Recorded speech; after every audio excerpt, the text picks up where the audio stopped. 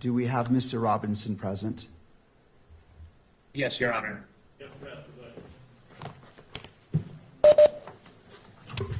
Please be seated. Good morning. Court is now in session.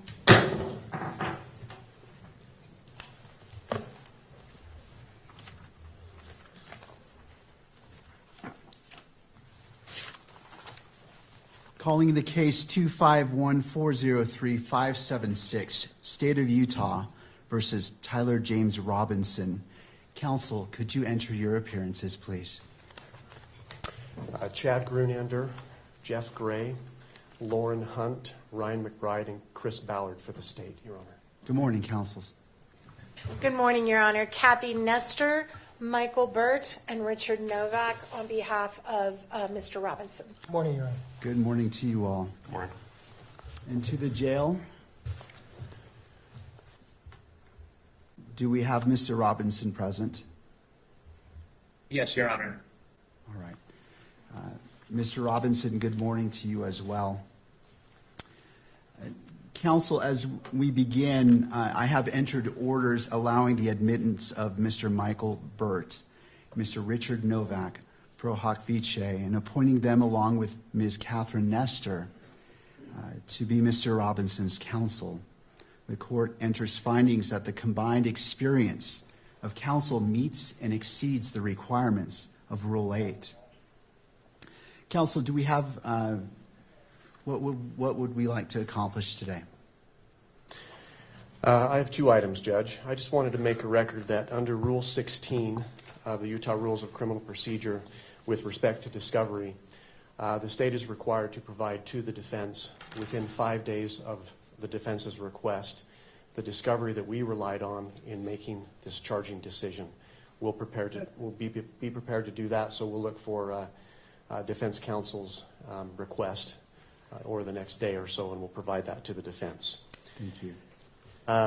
We also, for the court's information, we met this morning with the defense team briefly in our office to talk about discovery and the process, so we'll be working together. There is a substantial amount of discovery in this case, Your Honor.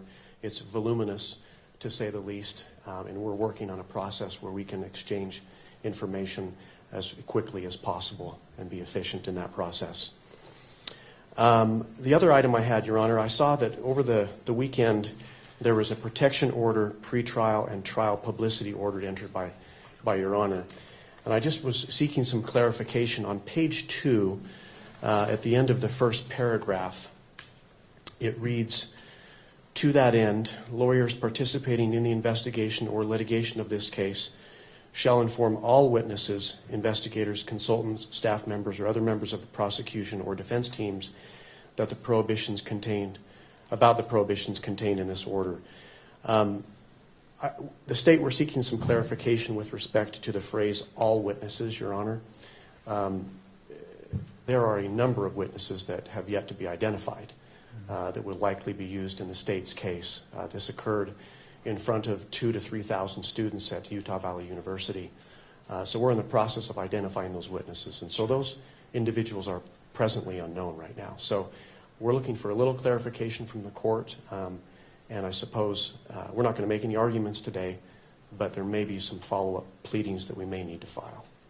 Thank you. Ms. Nestor, did you want to be heard about that issue? No, Your Honor, we would defer to whatever the court wants to advise them on that matter. I mean, I think it's fairly obvious that we don't know who all the witnesses are in this case yet. I think it's just important that if anyone is identified that they have information about this order. So I think other than that, we wouldn't weigh in on any other matter. Thank you. Well, thank you for that question. That's an important one. The court will rule that as the witnesses become known to each side, that information is conveyed to abide by this order. Obviously, there are potentially many witnesses, and so it's not the expectation that you would be able to do that up front, but as they become known, I would ask that you would inform them of this. Anything else, counsel? Nothing from the state. Nothing else, Judge. Thank you. Ms. Nestor. Thank you, Your Honor. We recognize that we are here today for a waiver hearing. It is not our intent to waive a preliminary hearing in this matter. We are going to be seeking that one be set. However, based largely on what the state just referred to as far as the voluminous nature of the discovery materials, we do think it would be prudent to simply reset for another conference, another waiver hearing, a little bit down the road, where we have a better idea once we start seeing the discovery as it rolls in. I do recognize we're going to be getting that first batch in 5 days, but it's my understanding from our meeting today that there is massive amounts of digital that is going to be coming, and until we can kind of get our heads around exactly what we're dealing with and how much we need to process, it's going to be difficult for us to give you a reasonable expectation of when we will be ready to do the prelims. So we're asking today that we put that decision off, and maybe we could check in 30 to 60 days and just kind of let the court know where we're at and how much we're looking at and how much time we may need to set a preliminary hearing. Also, as far as a detention hearing, we are not asking the court to address that issue at this time. Under the statute, the issue is going to come down to the question of whether there is substantial evidence, which right now we're just not in a position at all to be able to even argue to the court. So we are probably going to ask that the court delay that decision possibly until the time of the prelim.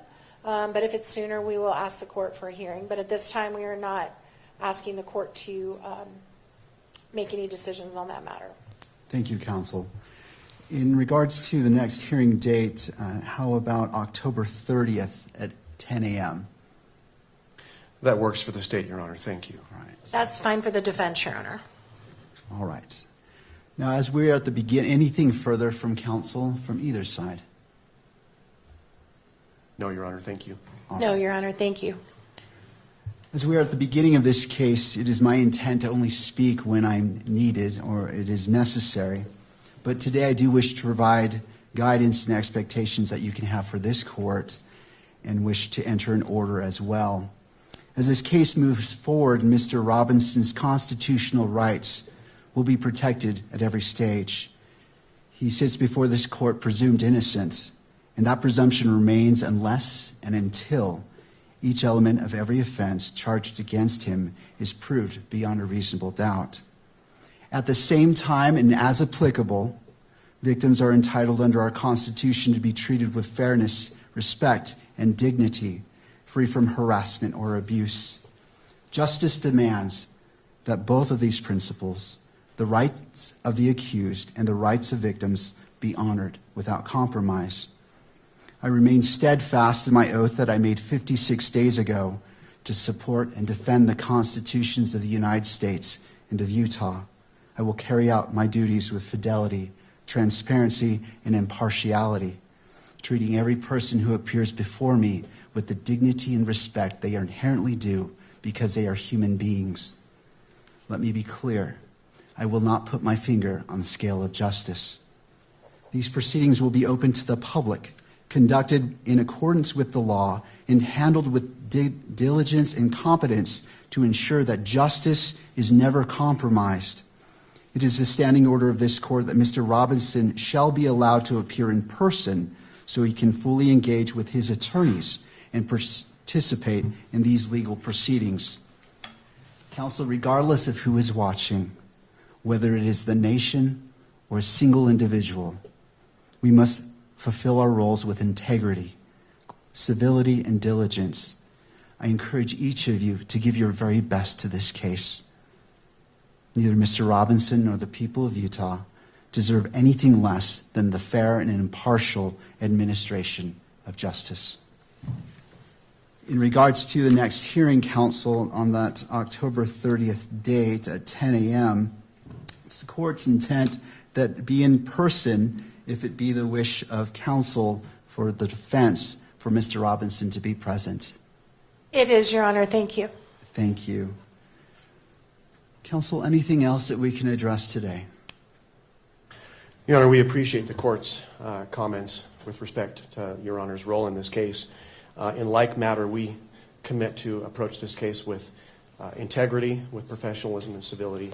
We are truth seekers. We will aggressively pursue the truth in this case. Thank you. Thank you. All right, counsel, unless there's anything else, thank you for being here. This court is in recess. Thank you, Your Honor.